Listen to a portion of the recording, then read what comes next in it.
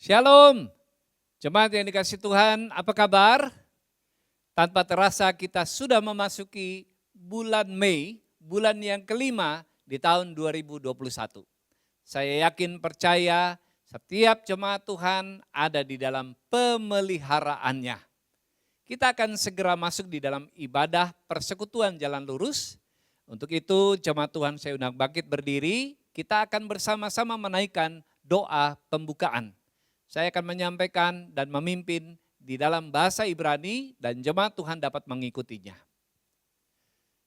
Besem elah harahamim, tehilach lelohenu rabun haolamim, harahamim melek yom hadin, eleka Adonai ekara we'el Adonai et hanan. Neheni beorak misor, alehet bedereku beleyareh ito, lahalak beetsa risa wela saga. Amin.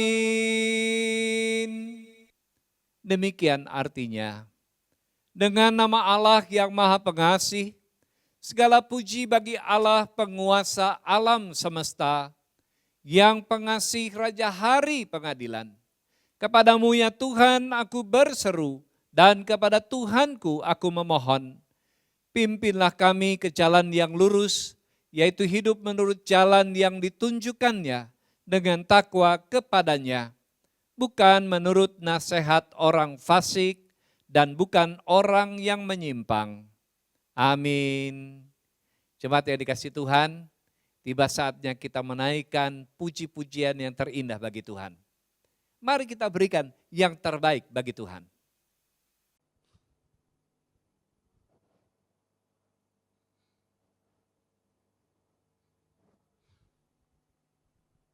Shalom, apa kabar Bapak Ibu? Luar biasa ya pastinya. Pada sore hari ini di ibadah PJL kita, di awal bulan Mei, kita bersyukur penyertaan Tuhan sempurna. Amin. Mari siapkan hati Bapak Ibu, sebab Dia Tuhan yang besar. Apapun masalahmu, pergumulan kita, lewat pujian penyembahan kita, lewat sebentar firman yang kita dengar, bisa memberikan kita kekuatan. Tutup mata jasmanimu Bapak Ibu. Apapun yang kau lakukan, mari kau mau sungguh-sungguh datang di hadirat Tuhan. Biar setiap ibadah kita mendapatkan sesuatu dari Tuhan. Kau mulai bangun hubunganmu dengan Tuhan. Naikkan rasa syukurmu. Katakan terima kasih Tuhan. Terima kasih Roh Kudus. Jesus.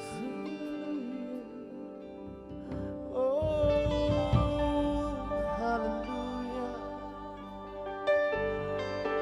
Hallelujah. Hallelujah, Jesus. Kau Tuhan yang sanggup pulihkan. Kau Tuhan yang sanggup sembuhkan. Haleluya, haleluya. Haleluya, haleluya.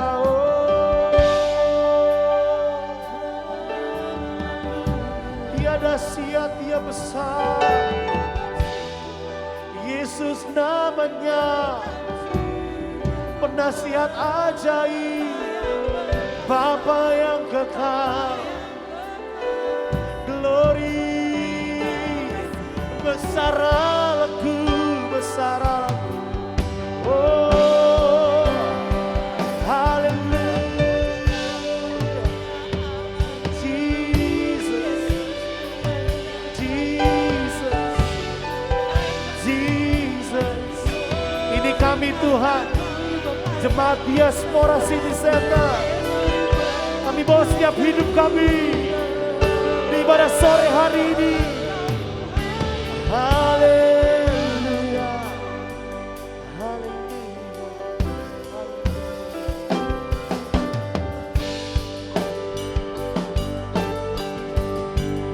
Kasih Tuhan, biar setiap mulut mengaku Engkau Tuhan yang besar. Mari sama-sama kita akan pujian ini. Agungkan Dia. Katakan kemegahan Raja. Kemegahan Raja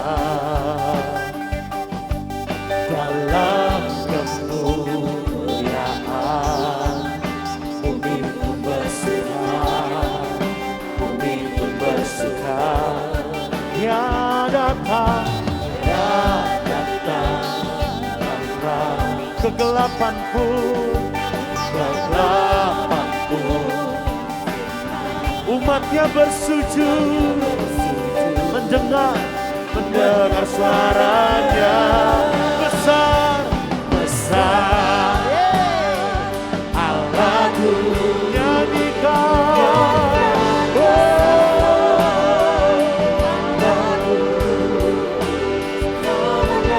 Selamanya besar, ajaib Tuhanku. Sekali lagi dari awal, katakan kemegahan. Ya, setiap pujian kami Tuhan sore ini naik di hadapan-Mu dari hati kami. Bumi pun bersuka, bumi pun bersuka. Dia datang dalam kegelapan pun sirna. Umatnya mendengar sing besar, besar. Oh, nyanyikan besar, haleluya. Selamanya besar dan ajaib. Oh, lagi besar, oh, haleluya, besar Allahku. Nyanyikan besar Allahku, selamanya besar dan ajaib Tuhanku. Gadol Elohai, Gadol Elohai, Siruki Gadol Elohai, Ponekan Direi Ki Gadol Elohai, Gadol Elohai, Jesus Gadol Elohai, Siruki Gadol Elohai, Ponekan Direi Ki Gadol Elohai. Sieme alko siem Jesus, sieme alko siem, ojara ule hale, ligi asih Gadol Elohai. Sieme alko siem, sieme alko siem, ojara ule hale, Jesus, ligi asih Gadol Elohai. How great, how great, yes, Lord. Sing with me, how kita semua bangkit berdiri. Agungkan Dia. How great, lebih lagi. Nyatakan. Oh, oh, oh, how great is our God. Sing with me,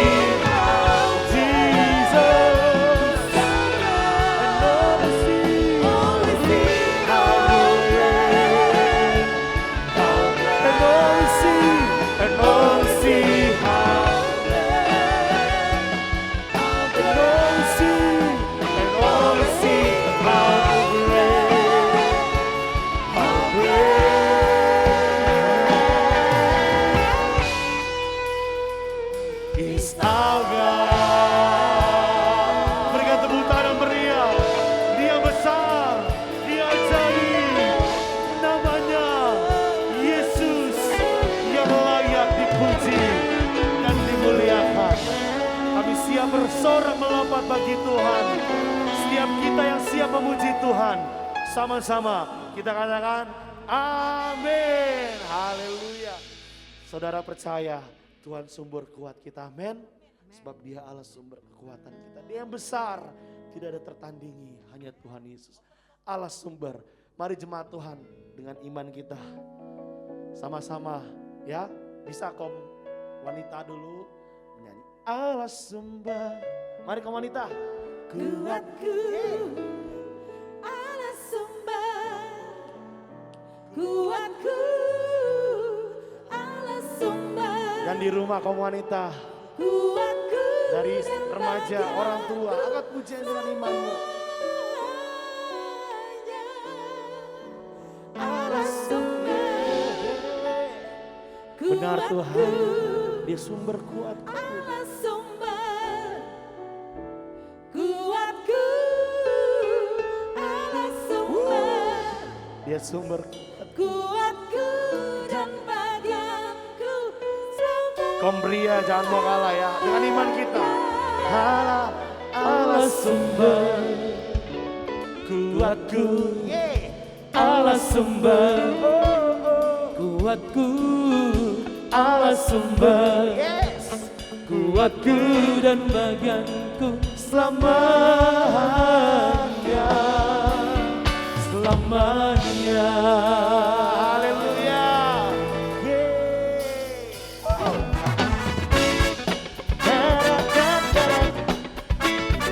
Dengan pujian ini bukan hanya keluar dari mulutmu, tapi dengan iman kita, sebab dia sumber kuat kita. Sama-sama akan pujian ini hanya kau milik di surga. Tiada yang kuingini, Tiada yang kuinginimu, hanya kau.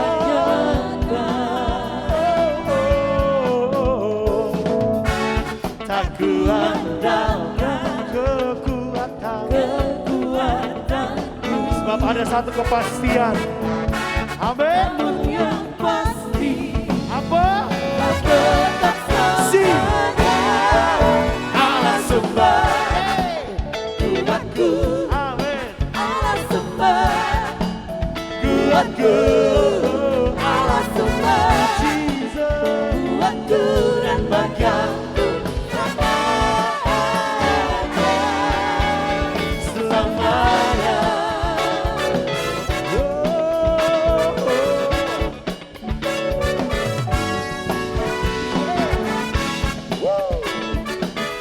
Saudara percaya, yakin dengan imanmu.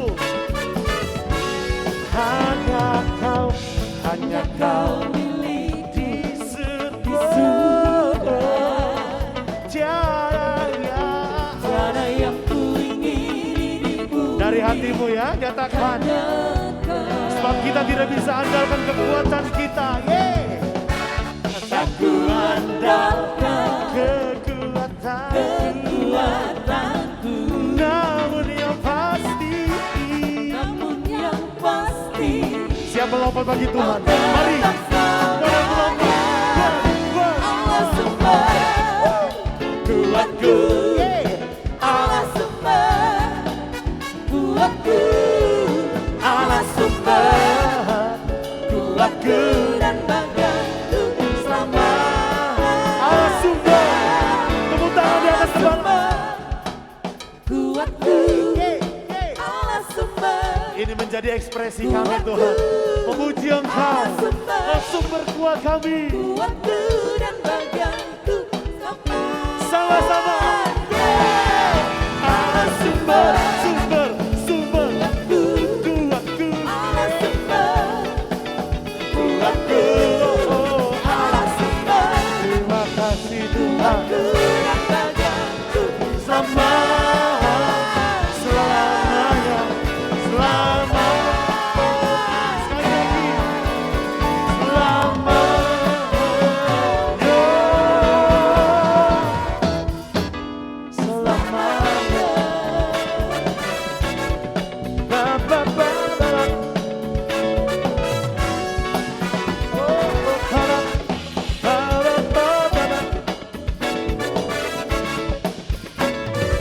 Berikan tepuk tangan yang meriah untuk Tuhan kita, yes. Dia sumber kuat kita, amin. Silakan duduk Bapak Ibu. Tiba saatnya kita akan memberikan yang terbaik untuk pekerjaan Tuhan. Di layar Bapak Ibu sudah ada nomor rekening dan QR code. Bapak Ibu bisa mentransfer lewat BCA, lewat rekening Bapak Ibu atau lewat aplikasi seperti Dana, OVO yang Tuhan gerakan untuk Bapak Ibu berikan. Berapapun jumlahnya, asal kita memberikan dengan ketulusan hati, Tuhan akan memberkati setiap kita. Mari kita berdoa. Bapak, terima kasih Tuhan. Kami bersyukur punya Tuhan yang luar biasa. Kau sumber kuat kami. Apapun yang terjadi dalam hidup kami Tuhan. Sebelum kami memberikan korban persembahan perpuluhan, apapun yang kami berikan, kami tahu, kami sadar Engkau terlebih dahulu memberikan yang terbaik untuk setiap umat-Mu. Dimanapun kami berada, kami siap memberikan dengan sukacita dan ketulusan hati di dalam nama Tuhan Yesus. Haleluya. Amin. Sebelum kita dengar firman Tuhan, biar Roh Kudus menjamah saudara, membuka hatimu. Sore hari ini dimanapun kita berada, kita mau bawa hati kita.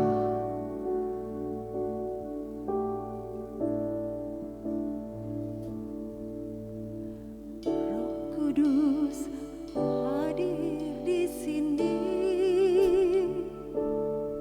Roh Kudus, ku mengasihimu.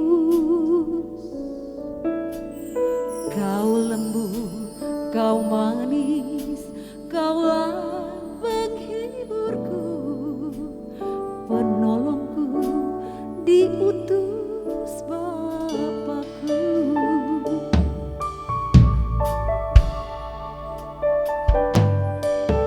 Ku buka hati untuk Roh-Mu Tuhan. Benar Tuhan.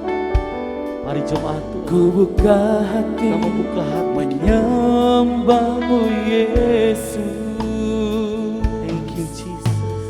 Jamahlah kami, penuhi kami dengan kuasa Allah Maha Tinggi. Berikan tepuk tangan yang meriah untuk Tuhan kita. Sekarang semua bangkit berdiri, katakan Roh Kudus, Roh Kudus, Kau hadir di sini. Roh Kudus, ku mengasihimu. Kau lembut, Kau lembut, kau manis, kaulah penghiburku, penolongku, diutus Bapa. ku buka hati, Ku buka hati untuk Roh-Mu Tuhan.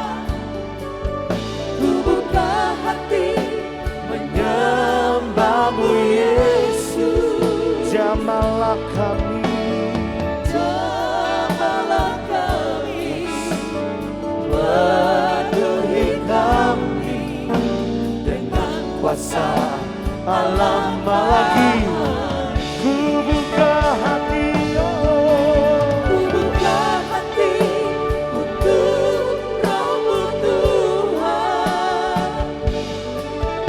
Ku buka hati menyembah-Mu Yesus. Jamahlah kami, penuhi kami dengan kuasa Allah Maha dengan Tinggi. setengah suara katakan ku buka hati. Ku buka hati untuk Roh-Mu Tuhan. Siap Tuhan. Ku buka Buka hati hatimu lewat firman sore ini. menyembah-Mu Yesus. Kamu jamah setiap umat-Mu dimanapun kami berada. Kau penuhi kami. Penuhi kami dengan kuasa Allah Maha Tinggi. Ku buka hati Untuk jamaah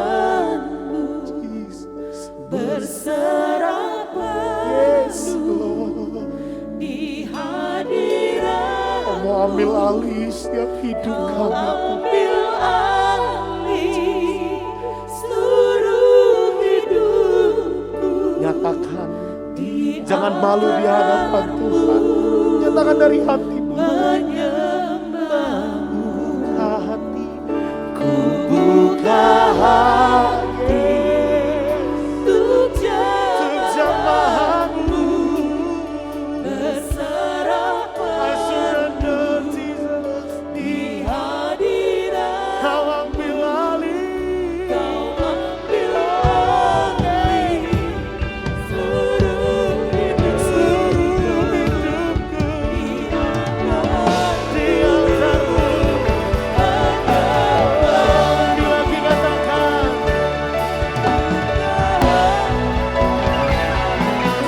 Buka hati untuk jamahanmu, Berserah berserah di hadiratmu.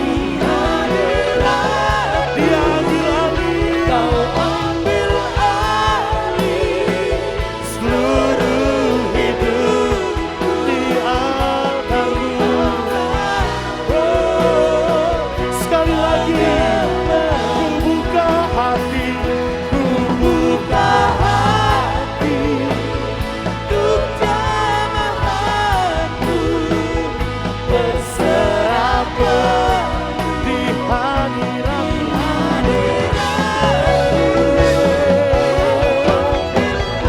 Alih seluruh hidupku di altarmu, di altarmu, di altarmu. Sekali lagi di altarmu, di altarmu. Menyembahmu. Berikan kemuliaan buat Tuhan kita. Kami mau buka hati kami Tuhan untuk dengar firman-Mu. Haleluya.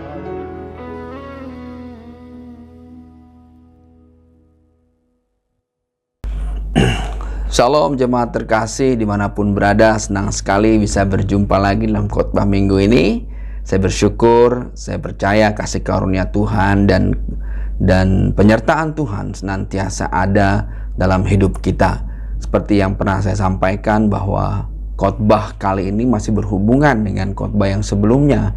Yang minggu sebelumnya saya berkhotbah tentang Ismail dan bagaimana Tuhan memberkati Ismail. Nah, secara spesifik Tuhan juga berkata bahwa Ismail akan menjadi bangsa yang besar. Nah, kata bangsa-bangsa sendiri ya, dalam bahasa Ibrani-nya adalah goyim. Goyim artinya adalah orang kafir. Ya, jadi menarik sekali ya kalau bahwa Israel pada waktu itu mengatakan, orang Israel meyakini bahwa orang-orang di luar Yahudi adalah orang-orang kafir. Nah, Nabi Yesaya kemudian secara spesifik bernubuat ya bahwa orang-orang kafir akan datang kepada terang Tuhan. Di khotbah minggu ini saya ingin berbagi tema Kristus disalibkan bagi bangsa-bangsa. Dan ini sangat menarik ya karena dia kemudian memberikan perintah kepada kita yang sangat terkenal ya, yaitu menjadikan seluruh bangsa muridnya dia. Dalam Matius 28 ayat 18 dan 19 beginilah firman Tuhan. Yesus mendekati mereka, mendekati murid-muridnya dan berkata, "Kepadaku telah diberikan segala kuasa di surga dan di bumi." Ya, jadi ada kuasa di surga dan di bumi. Karena itu pergilah, jadikanlah semua bangsa muridku dan baptislah mereka dalam nama Bapa dan Anak dan Roh Kudus. Nah, ini mungkin terlalu sering kita dengar dan kita baca di Alkitab. Tapi apakah kita paham bahwa memang nubuatan dari awal bahwa Kristus disalibkan ya dan diserahkan bagi bangsa-bangsa. Dia akan menjadi terang bagi bangsa-bangsa atau orang-orang kafir yang tidak mengenal Tuhan, orang-orang tidak mengenal Allah yang sebenarnya.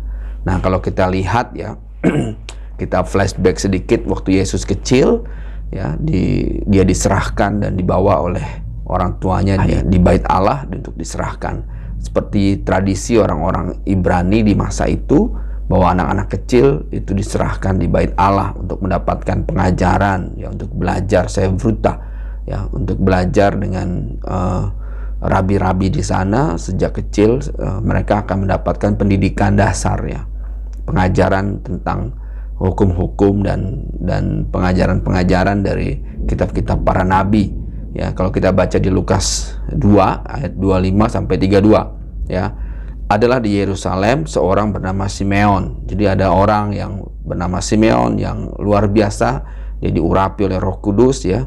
Nah, kita menuliskan sangat jelas, ya, ia seorang yang benar dan saleh, yang menantikan penghiburan bagi Israel.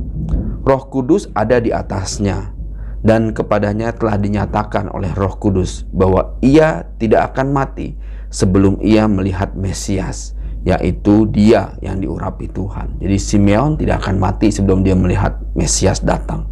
Nah, lalu apa yang terjadi? Dan semua orang percaya ini, ya. Lalu apa yang terjadi? Ya, ia datang ke bait Allah oleh Roh Kudus. Ketika Yesus, anak itu, dibawa masuk oleh orang tuanya untuk melakukan kepadanya apa yang ditentukan hukum Taurat, ia menyambut anak itu dan menantangnya sambil memuji Allah.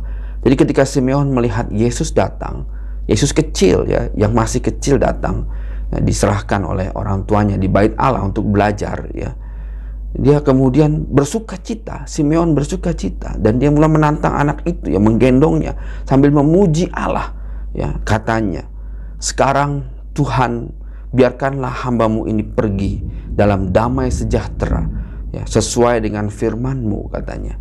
Simeon berkata dan memuji dan meminta Tuhan untuk membolehkan dia pergi, ya, untuk membolehkan dia mati, gitu, ya, dengan sukacita, ya. Sebab mataku telah melihat keselamatan yang daripadamu. Jadi dia sudah melihat kedatangan Mesias, yaitu Kristus, ya, yang telah engkau sediakan di hadapan segala bangsa. Bagaimana mungkin dia sudah berkata-kata, bernubuat bahwa Yesus disediakan, ya, di hadapan segala bangsa? Luar biasa sekali. Yesus masih kecil pada waktu itu, ya. Tapi Simeon, ya, sudah tahu dan sudah melihat bahwa Yesus adalah Mesias yang disediakan di hadapan segala bangsa, yaitu terang yang menjadi pernyataan bagi bangsa-bangsa lain. Wah, luar biasa, ya. Jadi ada nubuatan bahwa Kristus adalah terang dan pernyataan bagi bangsa-bangsa lain dan juga bagi Israel, ya. Nah, dari sini kita tahu bahwa dasar ketika Yesus berkata, jadikan semua bangsa muridku, adalah sebuah kegenapan yang harus kita kerjakan, bagian dari rencana Tuhan. Kenapa? Karena Kristus, ya, harus, ya, diserahkan, ya, disediakan bagi bangsa-bangsa lain, ya.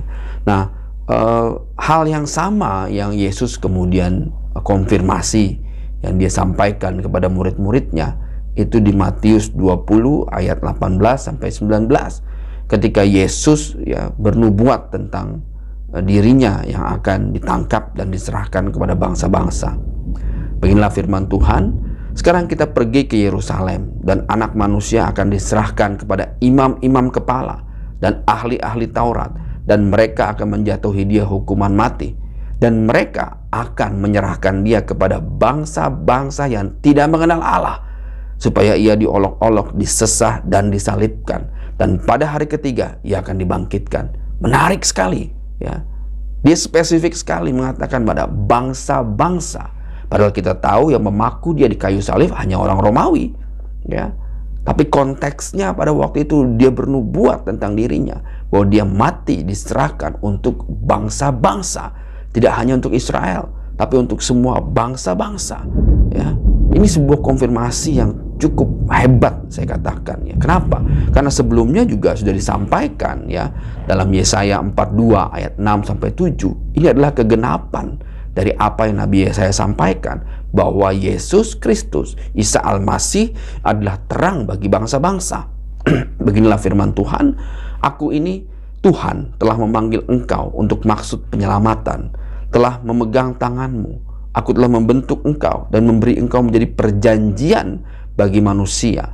Dia adalah perjanjian bagi manusia. Kristus adalah sebuah agreement, ya, antara kita dengan Allah, ya, menjadi terang untuk bangsa-bangsa, untuk membuka mata yang buta, dan untuk mengeluarkan orang dalam hukuman dari tempat tahanan, dan mengeluarkan orang-orang yang duduk di dalam gelap dari rumah penjara. Ya, spesifik sekali, ya. Dia mau melepaskan belenggu-belenggu, dia mau melepaskan jeruji-jeruji penjara, dia ingin melepaskan orang-orang yang terhukum, yang hidup dalam hukum-hukum, yang hidup dalam syariat-syariat, yang hidup di dalam kegelapan, ya. Dalam bahasa Arabnya minaz zulumati ila nur, ya, membawa daripada kegelapan menuju pada cahaya, karena dialah terang itu sendiri, ya. Ini spesifik Nabi Yesaya mengungkapkannya kepada kita bahwa Yesus adalah terang bagi bangsa-bangsa. Di ayat yang lain, di Yesaya 49 ayat 6, Nabi Yesaya menuliskan bahwa terlalu sedikit bagimu hanya untuk menjadi hambaku, katanya, untuk menegakkan suku-suku Yakub dan untuk mengembalakan orang-orang Israel yang masih terpelihara. Tetapi aku akan membuat engkau menjadi terang bagi bangsa-bangsa, supaya keselamatan yang daripadaku sampai ke ujung bumi.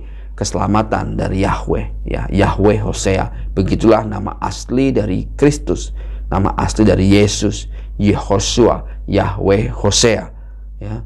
Itulah nama aslinya, keselamatan yang berasal dari Yahweh, ya. Yahweh adalah keselamatan, ya. Agar itu disampaikan, ya, kepada bangsa-bangsa sampai ke ujung bumi. Sejak semula memang rencananya bahwa rencana Allah bahwa dia harus disalibkan bagi bangsa-bangsa, ya, sampai ke ujung bumi. Kita tahu, ya, bahwa kekristenan kemudian bertumbuh, ya, dari Yerusalem kemudian ke Antioquia, ya. Di Antioquia adalah pertama kali ketika orang-orang pengikut Kristus, ya, disebut sebagai Kristen. Itulah pertama kali yang disebut murid-muridnya Yesus disebut sebagai orang Kristen, ya. Sebelumnya pengikut-pengikut Yesus, pengikut-pengikut Kristus dianggap sebagai sebuah sekte, aliran sesat orang Yahudi, kata orang-orang Romawi, ya. Orang Yahudi tidak mengakui mereka sebagai Yahudi, tapi orang Romawi menganggap mereka tetap Yahudi, ya. Sampai kemudian di Antioquia mereka disebut sebagai Kristen, ya, atau Masihi bahasa Arabnya, ya, atau Mesianik.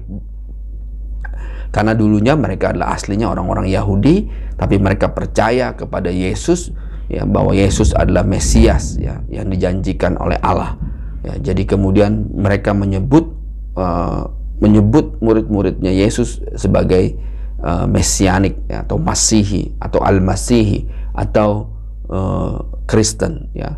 Antioquia hari ini adalah wilayah negara Turki, ya. Nah, lalu apa yang terjadi? Kita tahu dalam Kisah Para Rasul dan juga banyak kitab-kitab yang lain, ya, bahwa Rasul Paulus, ya, awalnya akan pergi ke Asia Kecil, itu wilayah Turki yang lebih lain lagi, yang di sebelah timur dari Antioquia, ya. Nah, tapi kemudian dicegah oleh Roh Kudus, sehingga kemudian Rasul Paulus pergi ke Makedonia. Dari Makedonia kita tahu kemudian dia melanjutkan perjalanannya sampai ke Roma, dan kemudian kekristenan berkembang, ya. Kita tahu juga bahwa Rasul Paulus kemudian dibunuh di Roma, ya. Nah, yang luar biasa lagi, Romawi pada waktu itu adalah sebuah kerajaan besar, terbesar, ya, di jagat raya, ya. Romawi adalah kerajaan terbesar, ya, yang pada waktu kekuasaannya itu luar biasa. Mereka punya sistem pemerintahan yang modern. Mereka sudah punya polis-polis atau negara-negara dengan sistem demokrasi. Mereka punya senator-senator yang dipilih, yang kemudian duduk di dalam kekuasaan di Roma, yang menentukan tentang kebijakan-kebijakan demokrasi Romawi pada masa itu, ya. Kekuasaan kaisar dan bagaimana mereka menentukannya. Ada dewan-dewan kota, ya, bahkan dewan negara, ya, pada masa itu, ya. Dan kita tahu, ya, pada masa itu Roma adalah sebuah negara dengan sistem administrasi dan sistem politik yang modern, ya, dengan sistem ekonomi yang juga sangat modern, ya, jauh dibandingkan bangsa-bangsa lain, ya. Roma itu mungkin adalah Amerika hari ini, ya. Kalau kita boleh membandingkan, ya, bahwa kemajuan teknologi pada waktu itu kemajuan peradaban ya pada waktu itu ada di Romawi ya. Dan tidak ada yang menyangka ya bahwa Roma yang adalah masuk kategori sebagai bangsa kafir ya di masa Yesus, yaitu orang-orang yang bukan Yahudi dan orang-orang tidak mengenal Tuhan Allah yang sebenarnya. Mereka menyembah tradisi berhala ya, orang-orang pagan yang menyembah patung-patung dan dewa-dewa Romawi yang berhubungan dengan mitologi-mitologi dari Yunani juga.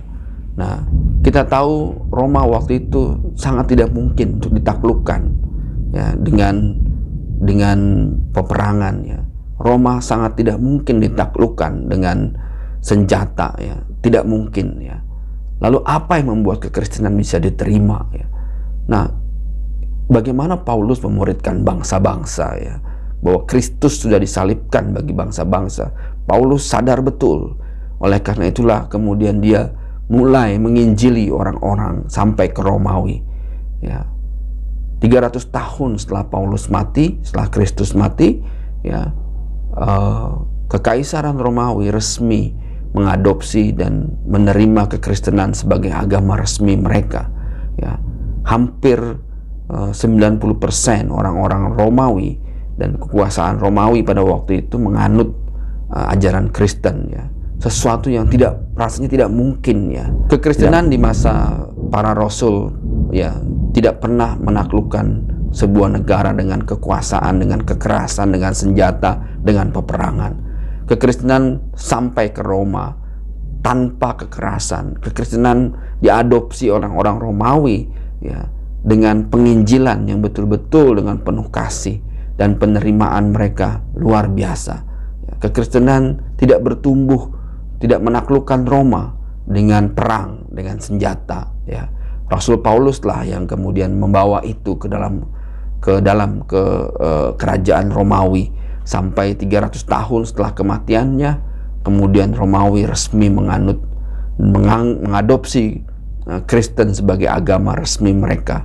Tentu ada sinkretisme ya, tradisi-tradisi kebudayaan pagan yang lama, tentu ada sinkretisme, ada perpaduan, ada okulturasi budaya antara budaya Romawi yang barat ya dengan budaya-budaya ajaran asli kekristenan yang oriental atau timur ya.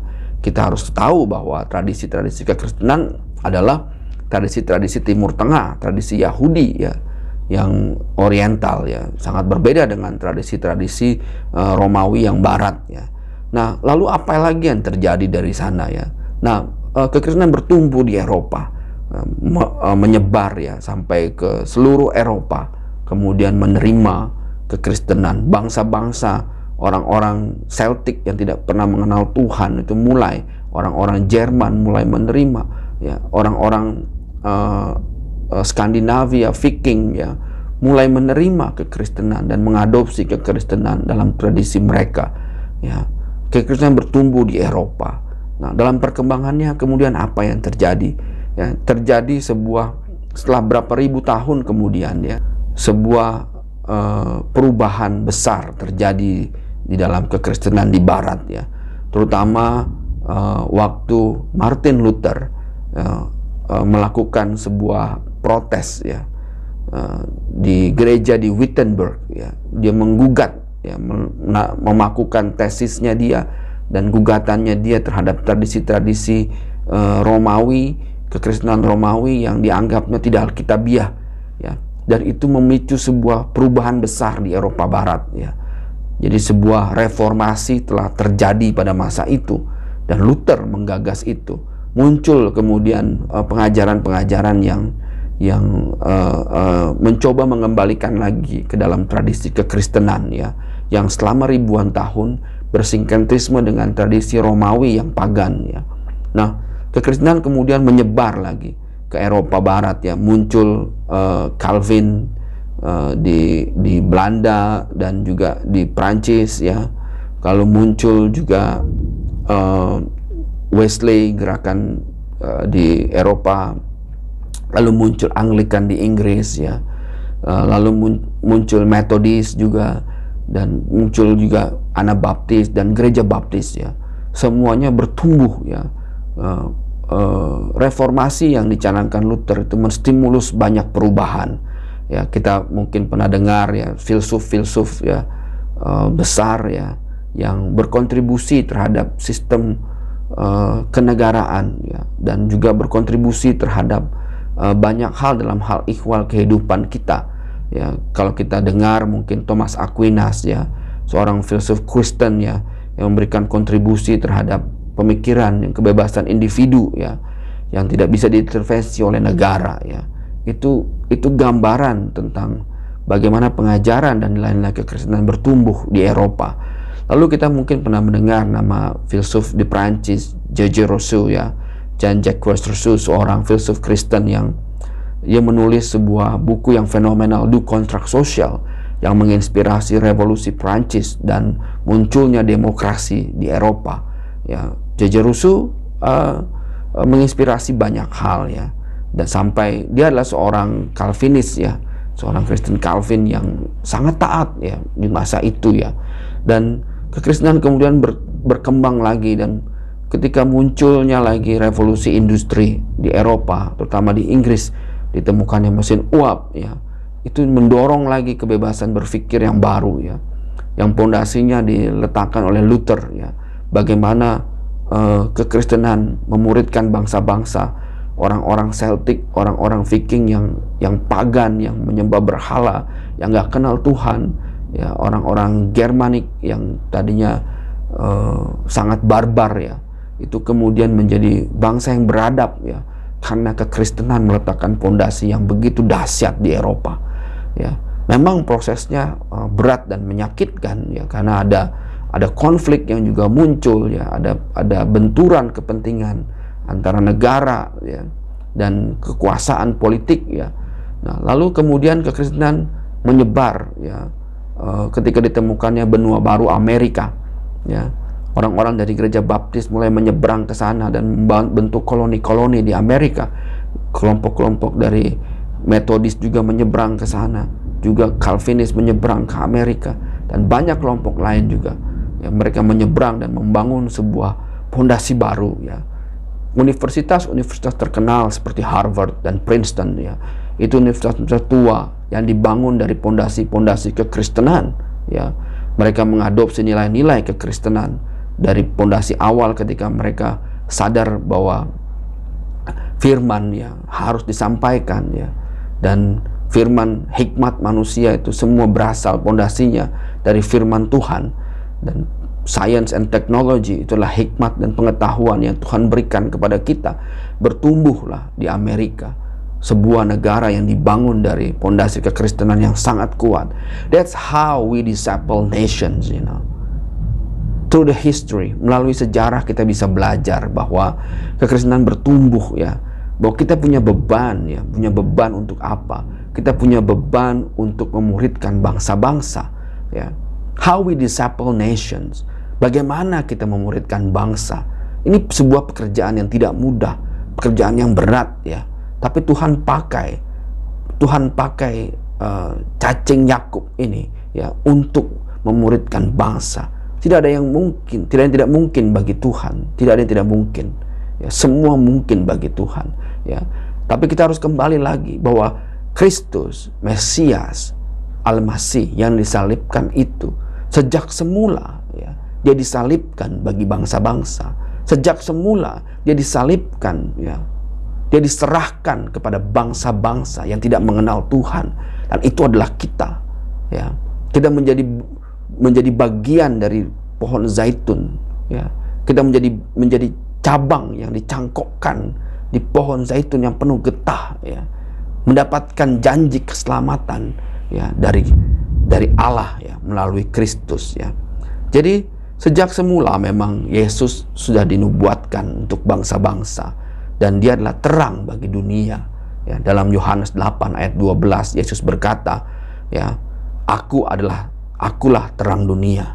Barang siapa mengikuti aku, ia tidak akan berjalan dalam kegelapan, melainkan ia mempunyai terang hidup ya.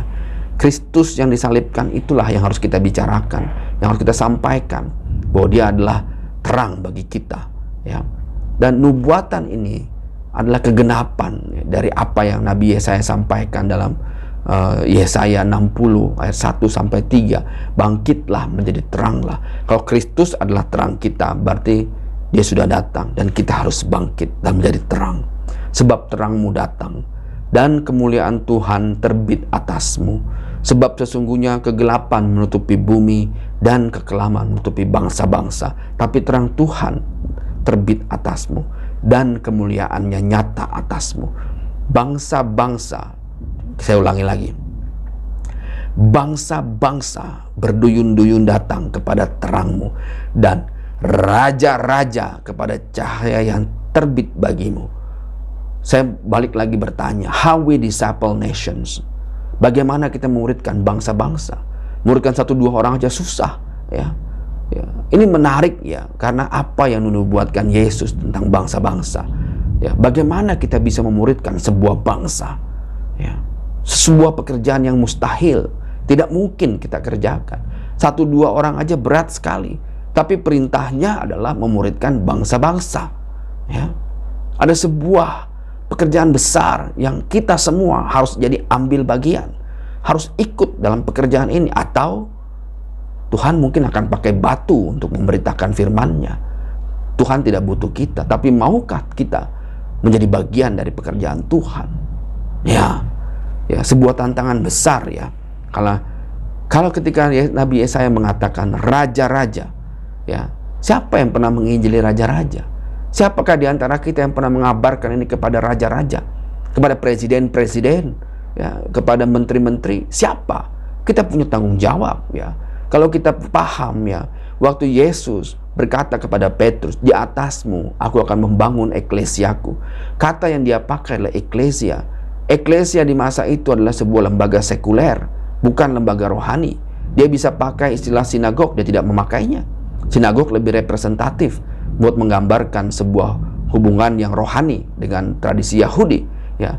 Atau dia bisa pakai kata hieron, itu kata yang dipakai untuk merujuk kepada kuil orang-orang Yunani, ya, orang-orang Romawi, ya. Atau dia bisa pakai kata bait Allah, tapi dia tidak memakai ketiga kata itu yang lebih representatif sebagai sebuah tempat yang rohani. Tapi Yesus berkata eklesia. Eklesia adalah sebuah lembaga sekuler di masa lalu. Dia adalah kumpulan orang dipanggil, ya, untuk membicarakan hal ihwal kehidupan masyarakat kota, ya, tentang tarif listrik misalnya, tentang tarif jalan, tentang pajak, tentang sekolah anak-anak, dan seterusnya. Lalu eklesia ini dibawa kepada pemerintahan Romawi dan di brainstorming agar kebijakan-kebijakannya sesuai dengan kebijakan-kebijakan Romawi. Ya, eklesia di masa itu adalah lembaga sekuler, ya. Nah, lalu dikembalikan lagi ke kota-kotanya masing-masing agar menerapkan jadi perpanjangan tangan kerajaan Romawi. Waktu Yesus bicara kepada Petrus bahwa dia mau bangun eklesianya, dia sedang bicara bahwa dia mau eklesianya dia jadi perpanjangan tangan kerajaan Tuhan, kerajaan Allah, ya, kerajaan sorga, yang Allah maut tidak bisa berkuasa atas dia. Tugas kita, ya, untuk menjadi eklesianya Tuhan kepada bangsa-bangsa, ya, yang ada dalam pemerintahan, jadilah terang dalam pemerintahan. Yang ada dalam politik, jadilah terang di dalam politik, ya. Jangan korupsi, ya, jangan nipu rakyat, ya, karena kamu sama saja menutupi gelap, jadi gelap, ya. Yang ada di dalam sistem peradilan, sistem hukum, jadilah terang, jadilah hakim yang adil, jadilah pengacara, pembela-pembela, advokat, parakletos yang setia, ya. Yang ada dalam pendidikan, bidang pendidikan, jadi pengajar, ajarilah kebenaran kepada murid-muridmu, ya. Tuhan lagi minta kita jadi terang bagi bangsa-bangsa. Inilah bagaimana cara kita disciple nations, bagaimana kita memuridkan bangsa sehingga Kristus betul-betul, ya, betul-betul menjadi terang bagi bangsa-bangsa, sehingga dia betul-betul disalibkan menjadi bangsa-bangsa. Tugas kita menceritakan ini semua kepada mereka, kepada bangsa-bangsa tidak pernah mengenal Tuhan, pada orang-orang yang tidak mengenal Tuhan, ya. Yesus juga dinubuatkan untuk menegakkan hukum bagi bangsa-bangsa, ya. Matius 12 ayat 18, lihatlah itu hambaku yang kupilih, yang kukasihi, yang kepadanya jiwaku berkenan. Aku akan menaruh rohku ke atasnya, dan ia akan memaklumkan hukum kepada bangsa-bangsa. Ya, hari ini sistem hukum bangsa-bangsa itu banyak dipengaruhi oleh sistem hukum dari nilai-nilai kekristenan. Misalnya kesepakatan tentang 2 orang saksi baru dianggap sah, ya, itu adalah sistem hukum yang diadopsi dari nilai-nilai kekristenan. Begitu banyak lagi hukum-hukum yang berhubungan dengan hukum kasih, ya, juga diadopsi dalam nilai-nilai hukum modern, ya. Banyak negara-negara hari ini, ya, sudah menghapuskan hukuman mati. Kenapa? Karena Yesus membawa kita kepada hidup, hukum yang sempurna, memerdekakan kita dan menghidupkan kita. Jadi kita harus mengerti, ya, bahwa kita nggak lagi tunduk dalam syariat-syariat di masa lalu. Ketika hukum berkata mata bayar mata, gigi bayar gigi, nyawa bayar nyawa. Tapi Yesus berkata, kasihilah musuhmu. Dia sudah bicara tentang hukum yang baru, ya, dan dia akan maklumkan itu. Mungkin kita dengarnya lebih ringan. Oh, hukum yang baru enak, ya. Oh, salah. Hukum yang baru jauh lebih berat. Bagaimana? Kenapa? Karena bagaimana kita bisa mengampuni orang yang membunuh keluarga kita, ya. Bagaimana kita bisa membalasnya tanpa harus membalasnya dengan kematian. Nah, ini hukum yang jelas-jelas lebih tinggi derajatnya dibandingkan syariat-syariat lain, ya, dibandingkan hukum-hukum yang lain, ya. Nah, lalu apalagi yang dinubuatkan? Kalau kita baca Kisah Para Rasul 10 ayat 42, bahwa Yesus adalah, ya, hakim bagi bangsa-bangsa. Wah, ini luar biasa. Karena ini juga ada tertulis, ya, di dalam hadis, ya, orang-orang Muslim percaya bahwa Isa Al-Masih adalah hakim, ya, yang akan datang, ya. Nah, dalam Kisah Para Rasul 10 ayat 42 dituliskan, dan ia telah menugaskan kami memberitakan kepada seluruh bangsa dan bersaksi bahwa dialah yang ditentukan Allah menjadi hakim atas orang-orang hidup dan orang-orang mati. Kristus adalah hakim bagi semua yang hidup dan yang mati. Ini harus digenapi. Jadi kita harus paham, ya, bahwa ada janji bagi bangsa-bangsa, dan janji itu adalah keselamatan, ya, lewat Kristus. Bahwa Kristus memang dijanjikan untuk mati bagi bangsa-bangsa, ya. Tidak hanya Kristus yang sebenarnya dijanjikan Tuhan bagi bangsa-bangsa, tapi juga Roh Kudus, ya, itu juga dijanjikan. Karena setelah Yesus mati dan pergi ke surga, ya, lalu kemudian Kristus berkata bahwa setelah ini Roh Kudus yang akan dicurahkan, ya. Jadi kita sudah masuk ke zamannya Roh Kudus sejak 2000 tahun yang lalu. Jadi kalau kita baca peta zaman, kita akan paham bahwa ada 2000 tahun Bapa, 2000 tahun Anak, lalu 2000 tahun Roh Kudus, ya. Dan sekarang kita sudah di akhir masa 2000 tahun Roh Kudus. Kisah Para Rasul 10 ayat 45, dan semua orang percaya dari golongan bersunat yang menyertai Petrus tercengang-cengang melihat bahwa karunia Roh Kudus dicurahkan di atas bangsa-bangsa lain juga. Jadi bahwa karunia Roh Kudus dan keselamatan memang Tuhan siapkan, ya, untuk bangsa-bangsa, ya. Jadi ada kegenapan, ada janji Tuhan bahwa bangsa-bangsa akan mengalami pertobatan, bangsa-bangsa akan datang kepada terang Tuhan, dan raja-raja akan datang kepada terang Tuhan. Kalau kita baca di Kisah Para Rasul 11 lagi ayat 18, ya, ketika mereka mendengar hal itu, mereka menjadi tenang lalu memuliakan Allah. Katanya, jadi kepada bangsa-bangsa lain juga Allah mengkaruniakan pertobatan yang memimpin kepada hidup, dan itu adalah Kristus. Pertobatan kepada Kristus, ya. Kepada bangsa-bangsa lain, ya, ada pertobatan, ya. Nah, Alkitab juga menuliskan, ya, bahwa Mesias adalah harapan bagi bangsa-bangsa dalam Matius 12 ayat 21, dan padanyalah bangsa-bangsa akan berharap, ya. Kristuslah yang akan datang kedua kalinya lagi nanti. Kristuslah yang akan turun dari langit, dan kepadanyalah bangsa-bangsa, seluruh bangsa akan berharap. Harapan kita ada di dalam Kristus, ya, juru selamat kita yang diurapi, keselamatan yang datang dari Tuhan, Yahweh Hosea. Tapi Bapak Ibu semua, ya, Kristus juga mengingatkan kita bahwa kita akan dibenci karena namanya Dia. Seluruh bangsa akan membenci kita karena namanya Dia. Tapi itu adalah sebuah proses yang harus kita jalanin. Dalam Matius 24 ayat 9, pada waktu itu kamu akan diserahkan supaya disiksa. Ada nubuatan bahwa kita akan disiksa. Ya. Jangan membantah apa yang dikatakan Alkitab, karena Alkitab menuliskannya. Dan kamu akan dibunuh dan dibenci semua bangsa oleh karena namaku. Ya. Tapi dia juga berkata, siapa yang bertahan sampai kesudahannya akan diselamatkan. Ya. Ada sebuah nubuatan agar kita terus berjaga-jaga, agar hati kita, pikiran kita, roh kita, jiwa kita fokus ke dalam Kristus. Ya. Kenapa? Karena pada akhirnya nanti semua bangsa-bangsa itu akan datang kepada terang Kristus, dan raja-raja itu akan datang mempersembahkan kehormatan kepada Kristus. Kalau kita buka dalam kitab Wahyu ayat 21, ya, Wahyu 21 ayat 22 sampai 26, ya. Dan aku tidak melihat bait suci di dalamnya, sebab Allah Tuhan yang Maha Kudus adalah bait sucinya. Demikian juga anak domba itu. Dan kota itu tidak memerlukan matahari dan bulan untuk menyinarinya, sebab kemuliaan Allah meneranginya. Dan anak domba itu adalah lampunya. Dan bangsa-bangsa akan berjalan dalam cahayanya, dan raja-raja di bumi membawa kekayaan mereka kepadanya. Dan pintu-pintu gerbangnya tidak akan ditutup pada siang hari, sebab malam tidak akan ada lagi di sana. Kekayaan dan hormat bangsa-bangsa akan dibawa kepadanya.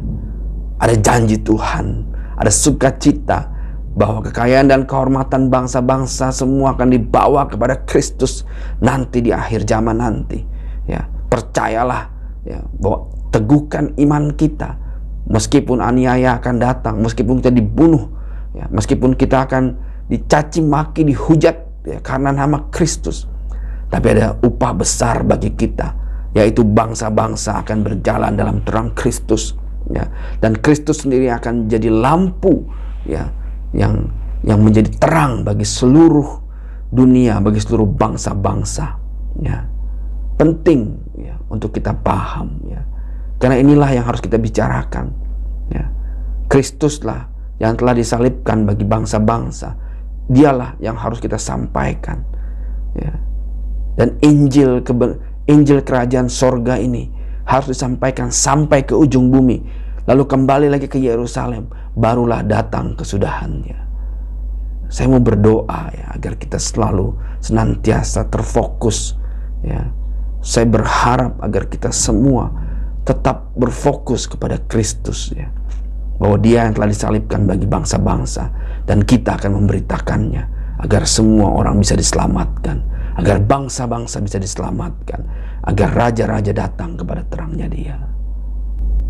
Demikian dari saya. Mari kita berdoa. Bapa di surga, terima kasih. Kami telah mendengar firman-Mu bahwa Kristus yang mati di kayu salib, Tuhan, telah disalibkan dan diserahkan oleh bangsa-bangsa, karena bangsa-bangsa, bagi bangsa-bangsa.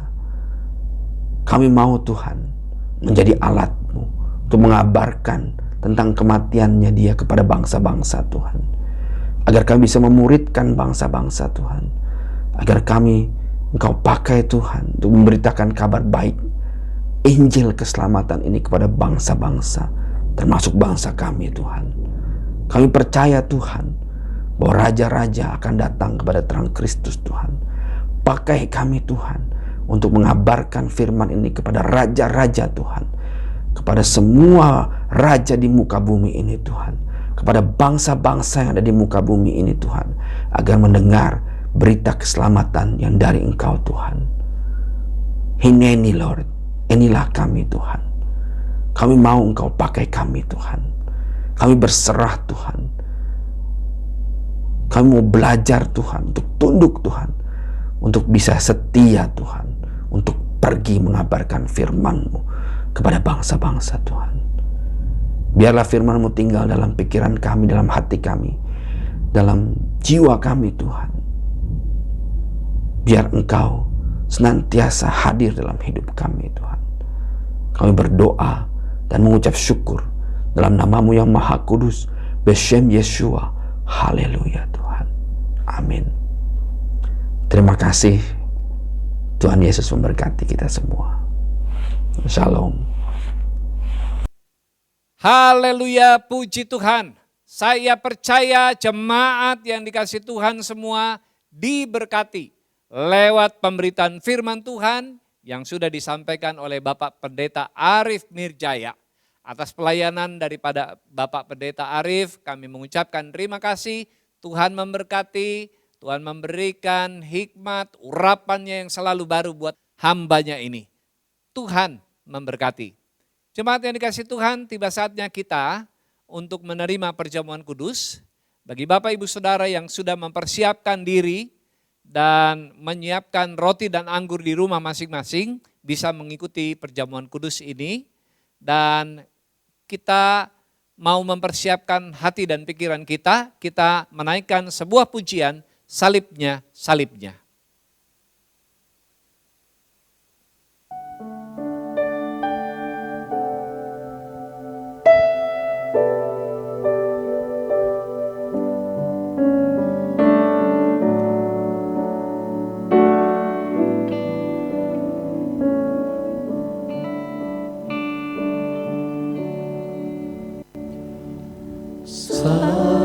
Salibnya,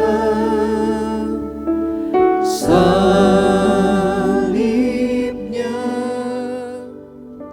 selamanya mulia.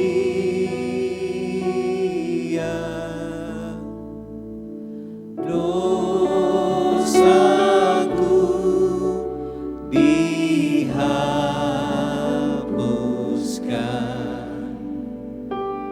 oleh darah Yesus.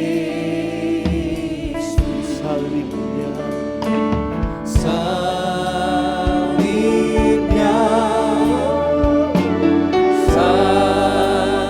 salibnya, selamanya mulia.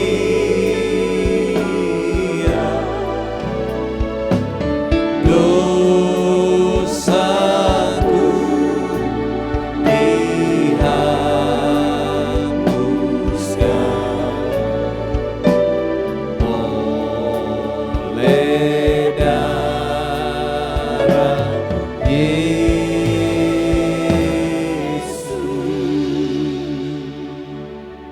Jemaat yang terkasih, sebelum kita menyatu dengan tubuh dan darahnya, mari izinkan Roh Kudus mengingatkan kita. Apabila ada dosa, kesalahan, pelanggaran yang belum saudara akui, mari datang kepada Tuhan dan meminta pengampunan. Saat ini juga Tuhan akan mengampuni, menyucikan dan menguduskan saudara, sehingga saudara layak untuk menerima tubuh dan darahnya. Untuk itu mari kita berdoa di dalam hati kita masing-masing. Mari kita berdoa.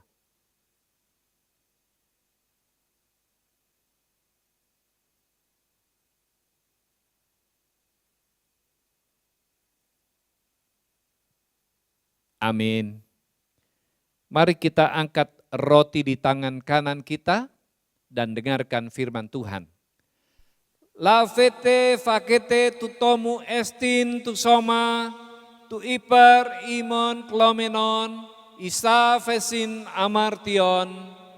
Ambillah, makanlah, inilah tubuhku yang dipecah-pecahkan bagimu bagi pengampunan dosa-dosa. Kita berdoa, kami bersyukur untuk pengorbanan Tuhan Yesus di atas kayu salib, sehingga lewat kematian-Mu kami semua diselamatkan, kami semua ditebus dengan darah yang mahal dan harganya lunas dibayar. Kami yakin dan percaya kami senantiasa hidup di dalam kasih dan anugerah Tuhan.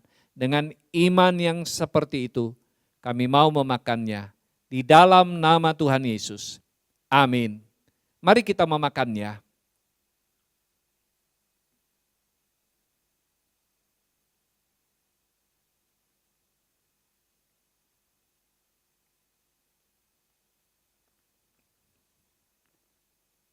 Mari kita persiapkan dan angkat cawan anggur di tangan kanan kita dan dengarkanlah firman Tuhan. Piete exaftu pandes tuto esti tu emamu, tutis kenis diatikis, tu ipar imon kepolon, echinomenon, isa vesin amartion. Minumlah kamu semua darinya, inilah darahku dan perjanjian baru yang ditumpahkan bagimu dan bagi banyak orang, bagi pengampunan dosa-dosa. Kita berdoa. Kami yakin dan percaya darah Tuhan Yesus yang tertumpah telah menghapus segala dosa dan kesalahan kami. Dan darah Kristus telah mengangkat segala kelemahan-kelemahan kami, bahkan juga sakit penyakit kami. Dengan iman yang seperti itu, kami mau meminumnya. Di dalam nama Tuhan Yesus, amin. Mari kita meminumnya.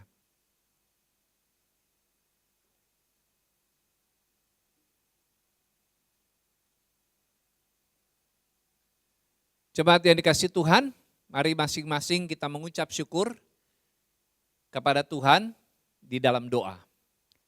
Kami sungguh bersyukur untuk pengorbanan Kristus di atas kayu salib.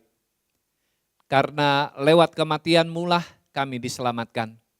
Biarlah setiap kami menghargai pengorbanan Kristus lewat kehidupan kami yang beriman dan mentaati perintah Tuhan. Dalam nama Tuhan Yesus kami berdoa. Amin. Jemaat yang dikasihi Tuhan, saat ini kita diberi kesempatan untuk memberikan persembahan persepuluhan kita. Tapi sebelumnya saya ingin mengingatkan beberapa pengumuman. Yang pertama, program Diakonia Berbagi masih tetap kita jalankan. Kita mau membantu saudara-saudara kita yang ada di NTT karena mengalami bencana alam. Dan khususnya kita akan membantu anak-anak sekolah. Dan untuk itu bagi Bapak Ibu Saudara yang masih tergerak ingin membantu mereka, silakan mentransfer dana yang saudara ingin persembahkan ke nomor rekening yang ada di bawah ini atau men-scan QRIS yang ada di layar kaca saudara. Dan atas persembahannya kami mengucapkan terima kasih, Tuhan memberkati. Bagi saudara yang membutuhkan layanan doa dan kanseling, Bapak Ibu Saudara bisa menghubungi nomor WhatsApp yang ada di bawah ini dan mengirimkan pesan. Nanti tim doa dan kanseling dari gereja kami akan segera menghubungi saudara dan melayani saudara dengan segera. Talk show Diaspora TV akan diselenggarakan pada setiap hari Sabtu. Dan Sabtu ini tanggal 7 Mei jam 1 siang, narasumbernya adalah Dr. Anwar Chen. Apa yang ingin dikisahkan oleh Dr. Anwar Chen melalui kehidupannya, mari kita saksikan Diaspora TV jam 1 siang. Bagi jemaat Tuhan yang ingin mengikuti ibadah di GKRI Diaspora City Center, dapat mengikutinya setiap hari Minggu dengan pelayanan sekolah minggu jam 8 pagi, ibadah raya jam 10 pagi, ibadah youth jam 2 siang, dan ibadah persekutuan jalan lurus jam 4 sore. Tiba saatnya kita diberi kesempatan untuk memberikan persembahan persepuluhan. Sebelum kita memberikannya, mari kita berdoa terlebih dahulu. Kami sungguh bersyukur untuk berkat-berkat yang Tuhan curahkan dalam hidup kami. Saat ini kami membawa persembahan persepuluhan yang menjadi milik Tuhan. Memberkati setiap tangan-tangan, setiap anak Tuhan yang mentaati perintah-Mu dengan penuh sukacita. Dalam nama Tuhan Yesus kami berdoa. Amin. Coba yang dikasih Tuhan, kita bisa memberikannya dengan mentransfer ke nomor rekening yang ada di layar kaca ini, atau men-scan QRIS yang tampil di layar kaca saudara. Tuhan memberkati. Sementara kita memberikan persembahan, kita naikkan pujian bagi Tuhan.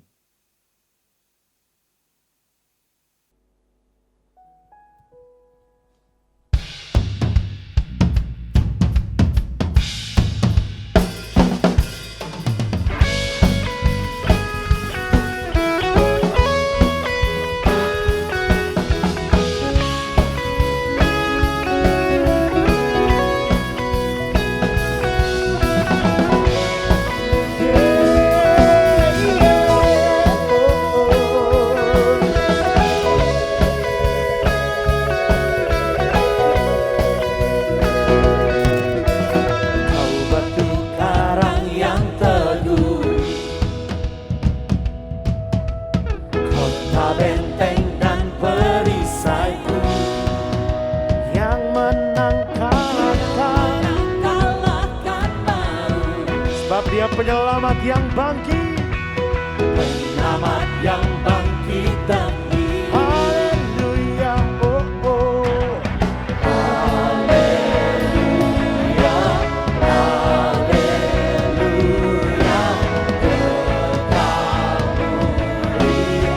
One more time, haleluya.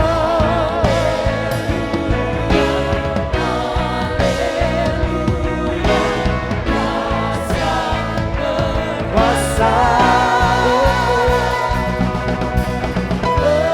bersorak, nyatakan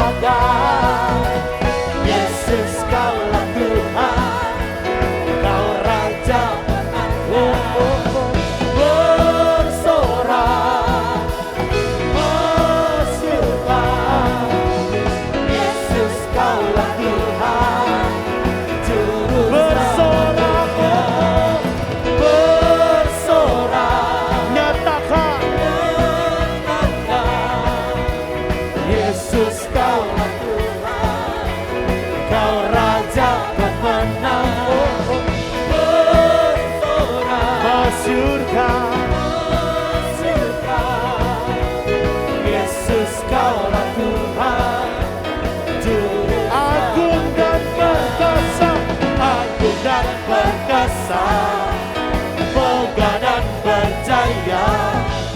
Yesus Tuhan, Yesus Tuhan, tempat perlindungan, lubuk pertahanan.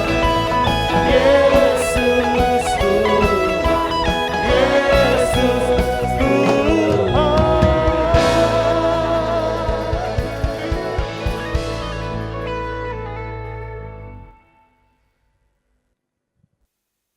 Jemaat yang terkasih, kita tiba pada akhir ibadah kita sore hari ini. Saya mengundang kita semua untuk bangkit berdiri, kita akan menutupnya di dalam doa dan kita semua akan menerima berkat Tuhan. Kami sungguh bersyukur karena sore hari ini kami boleh bersama-sama dengan keluarga kami, dengan saudara-saudara kami seiman beribadah kepada Tuhan. Biarlah Tuhan yang disenangkan, Tuhan disukakan melalui ibadah kami. Bapa Surgawi, hamba berdoa buat setiap jemaat-Mu yang ikut ambil bagian dan menyaksikan siaran ini. Tuhan memberkati di dalam rumah tangganya, di dalam pekerjaan, usaha, bisnis, bahkan studi anak-anaknya diberkati oleh Tuhan dan menjadi berhasil. Apabila ada di antara kami yang sakit, mengalami berbagai-bagai pergumulan, kami bawa kepada Tuhan dan Tuhan menjamah, Tuhan memberikan jalan keluar. Karena di dalam Tuhan pasti ada jalan keluar dan keberhasilan. Terima kasih Bapak, kami berdoa bagi bangsa dan negara kami Indonesia. Pulihkan negeri kami dari bencana COVID. Tuhan berkati pemerintah, memberikan hikmat di dalam menyebarkan vaksin ke seluruh masyarakat. Tuhan memberkati. Terima kasih Bapak. Di dalam nama Tuhan Yesus kami berdoa dan memohon semuanya. Jemaat yang dikasihi Tuhan, angkatlah kedua belah tanganmu, arahkan hati dan pikiranmu, dan terimalah berkat dari Tuhan. Anugerah dari Allah Bapa, kasih di dalam Yesus Kristus, dan persekutuan Roh Kudus menyertai saudara-saudara sekalian dari saat ini sampai selama-lamanya. Haleluya. Amin. Jemaat yang dikasihi Tuhan, sampai jumpa kembali di minggu yang akan datang di dalam ibadah persekutuan Jalan Lurus. Tuhan memberkati. Puji Tuhan, ibadah kita telah selesai pada sore hari ini pada PJL kita. Tuhan memberkati saudara. Kita mau terus bersorak bagi Tuhan. Sampai jumpa di minggu yang akan datang. Yeay! Tetap jaga kesehatan Bapak Ibu semua kita yang ada di rumah masing-masing. Tetap kita serahkan kepada Tuhan. Sebagai gunung batu kita. Katakan, Kau Yesus batu penjuru.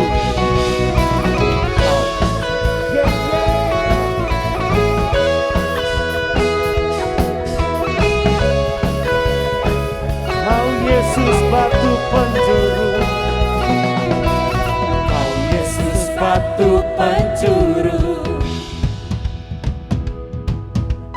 Darimulah keselamatanku.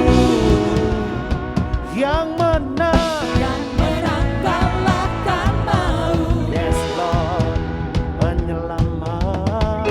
Selamat yang bangkit dan hidup. Mengatakan haleluya.